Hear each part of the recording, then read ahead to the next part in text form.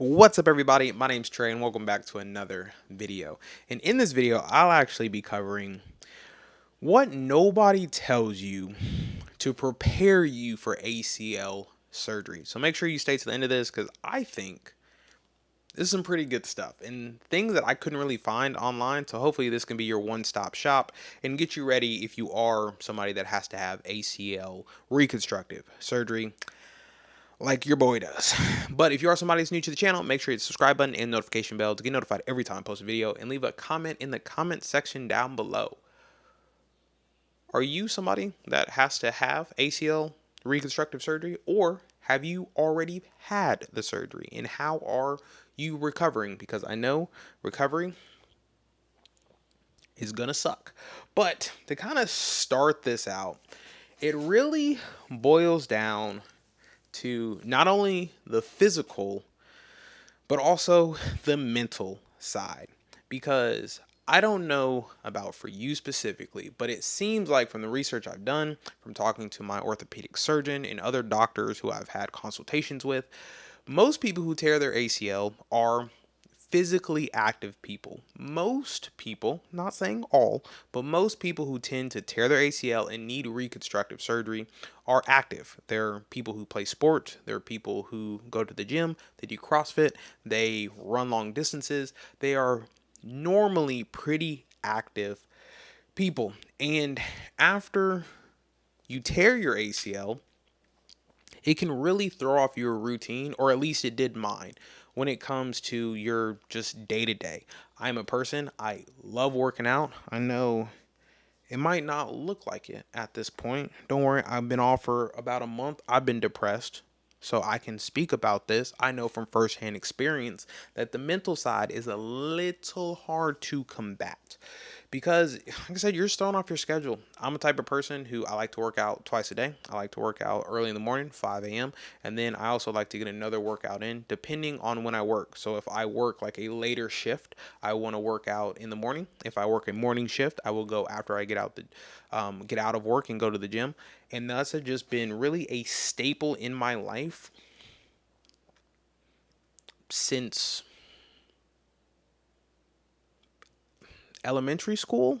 I think pretty much my whole life, I've always been a person. I've really liked being active. I like working out. I like getting pumps. I like seeing my muscles grow to just feel good about myself. And when you go to the gym, you do a really hard workout that really is taxing. It's really hard that you just really had to push yourself, and you had to go into a dark place and be like, hey, you have to be better and you have to do better. I think it's really hard to kind of manage when you no longer have that, or it seems like that's been taken away from you in a way that makes you really frustrated. Because for me specifically, I have been doing knee exercises to really do my best to make sure that I'm not injuring my joints, when I'm not injuring my knees. I'm not, I'm hopefully not going to get arthritis when I get old, or at least I didn't think I would before I tore my ACL. And then my orthopedic surgeon told me that I'm 10 times more likely to have arthritis in my knee now because I've had ACL reconstructive surgery.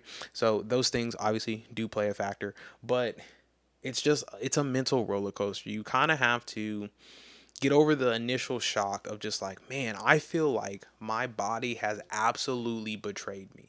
Like all of this time and energy and effort that I've put into my body to make sure that I'm doing my best to be the best I can physically and mentally, spiritually, and my body to kind of just say, nah, man, you kind of took a step and you twisted just enough to blow out your entire knee.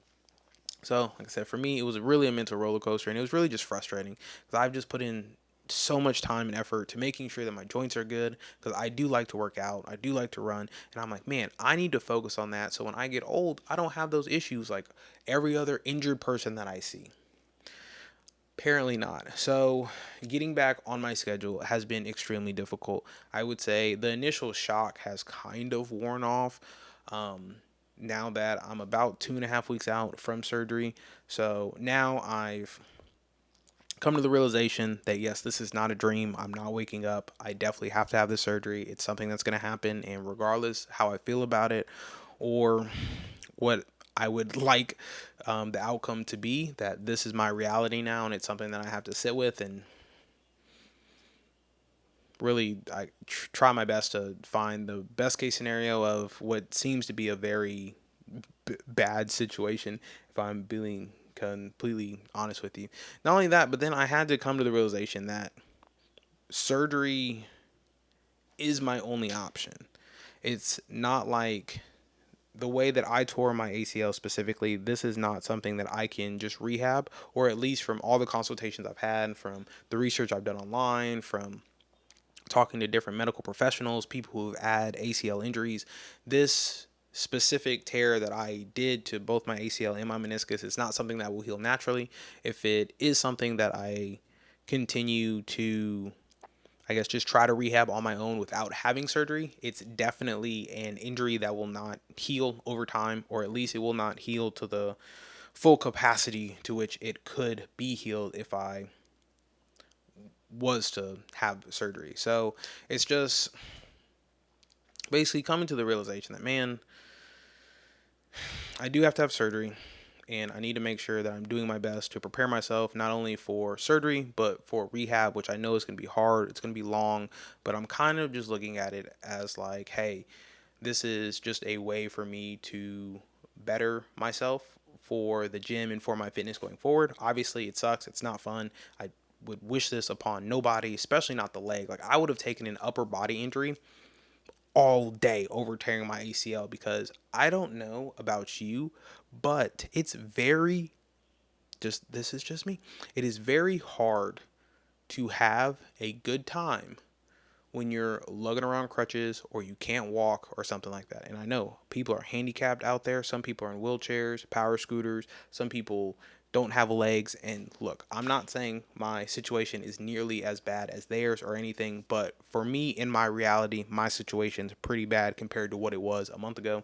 And it's just kind of draining, especially when the gym is my happy place. It always has been. If I'm sad, if I'm depressed, if I'm excited, if I'm happy, if I'm nervous, I normally will go to the gym. I'll get a good sweat going. I'll get a good pump going. I'll lift some heavy weights, and it just makes me feel better. And for this last, I would say, month or so, I haven't been doing much. I've been doing my rehabilitation stuff for my legs specifically, so doing my rehab, making sure I'm icing, elevating. I'm doing workouts here and there for to make sure that I'm like having full range of motion and flexion in my leg, but I haven't gone to the gym and gotten under 315 on bench and repped it out or anything like that. Like, I just have not been feeling like myself, and getting back on that routine is definitely something that's going to be difficult, um, because I have to make sure that every exercise now that I do in the gym,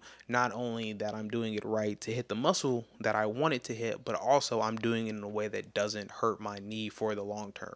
Because the worst thing that I can do is go to the gym, and I would never do this, but get under a squat rack and be like, you know what, I'm going to try 225 today. No, I have a torn ACL, but I'm just going to will through this, and then do immense amount of damage that I could have, skipped if I wasn't just trying to raw dog the gym essentially. But it's definitely that.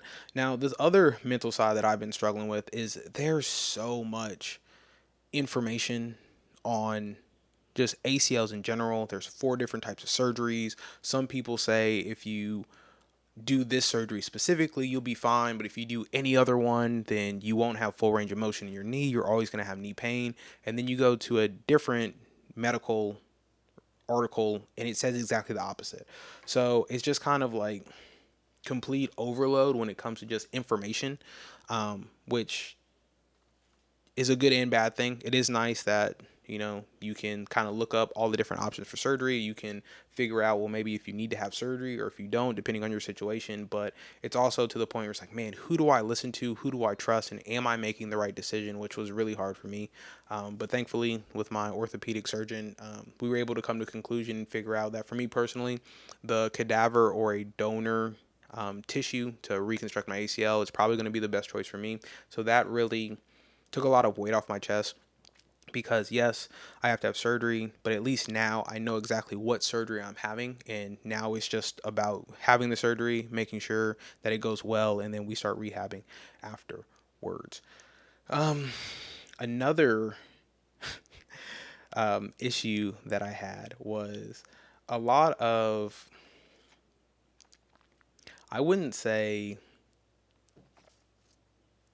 I don't know how to word this, but there was a lot of ads on every social media site that started popping up that basically said, hey, if you take this supplement, if you wear this leg sleeve, if you get this new heat wrap only made in Switzerland, then it's going to cure my problems. Now, I haven't bought too terribly many of those products, but it's weird that as soon as I tore my ACL, as soon as I started researching, ACL or ACL rehabilitation or ACL surgeries or which one's best for me, that I just got absolutely flooded with all types of ads for different products that they're like, hey, we guarantee we will take away all your knee pain. And in the back of my head, I'm like, well, you know what? If I buy this leg sleeve for $19.95, I might not have to have surgery on my ACL because it says that it's going to fix it. So that's definitely something I've just had to come to the conclusion, like, it's just good marketing on their part. Obviously, they're targeting keywords that I've been researching, and no, none of this stuff is going to fix my leg, or it's not going to magically make my ACL reappear, or it's not going to mitigate how hard actually ACL rehab is going to be after surgery. Now, don't get me wrong, it could help, but these are definitely no magic pills or no magic equipment that's just going to make this super easy or just make it easy, because this is not going to be fun at all. And then it kind of just boils down to how you feel about yourself. Like I said, for me personally, it was really difficult for me to kind of look in the mirror and be like, man, I really feel like my body just betrayed me in all the years in which I felt like I've been really trying my best to take my vitamins, eat healthy food. I don't eat out. I don't eat fast food. I don't do things that I know without a doubt will like hurt my body. And I feel like me and my body were on such a good trajectory. Like, man, I'm running, I'm going to the gym, I'm eating healthy, I'm feeling good. I can't wait for this bodybuilding show. I know I haven't been making content about it, but bodybuilding show that I plan on doing. And it's just like, there's so much that I feel like I was really catching my stride. I was getting in my routine and everything was just falling into place. And this really just threw a curveball into my day to day, into my routine, and just into my mental, just trying to get back to feeling good about where I am compared to where I want to be. But just some final takeaways. This is now a lifelong process.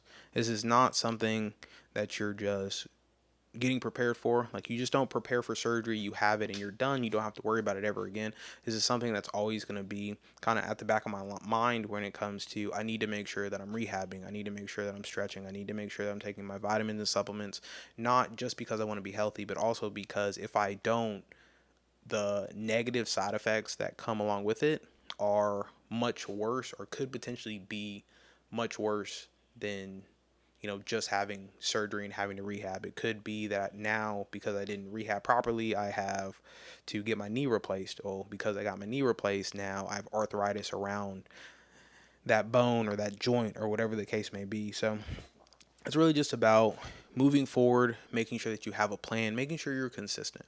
And if you're somebody that doesn't necessarily take care of themselves all too much, maybe you're super active, but maybe you're not a person that eats healthy, or you might drink a lot of alcohol, or you do a lot of things that are detrimental to your body. This is really going to be a change, because you're going to be, your body's already struggling enough to compensate for tearing your ACL. So doing anything else that could really hinder its ability to do so is, in my opinion, not a great idea.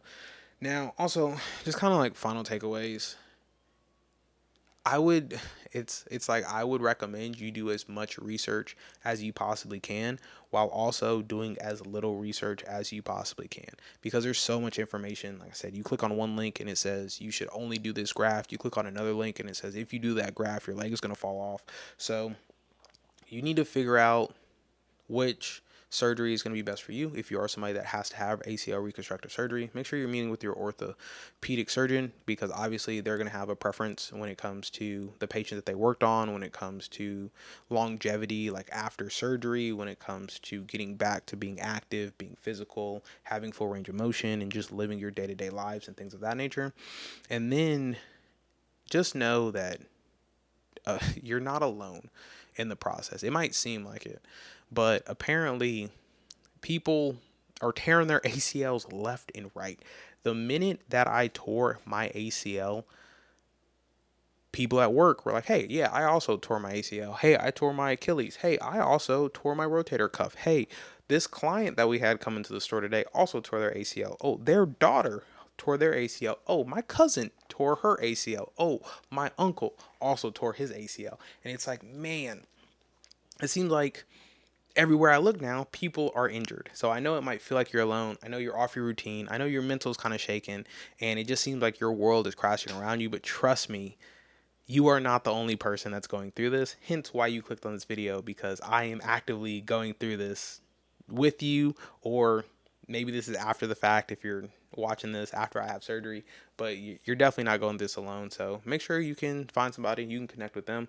Leave a comment in the comment section down below if you are somebody that, maybe you feel alone. Maybe you feel like, man, this injury is, targeted like me specifically. Like, I don't know anybody who has had this surgery or has had this injury. Well, you came across the right place, because your boy's injured, and it's not fun. But really hope this kind of helped out. These are just kind of my main takeaways and things that I couldn't find in other people's videos when it comes to just being prepared for my ACL surgery. Oh, and one more. My most, I would say, important thing that I'm going to say: sleeping is god awful. And okay, unless you're a person that sleeps on your back, I am not. I am a side sleeper. I like sleeping on my side. I know it's not good for me. It's why I have a little bit of shoulder pain.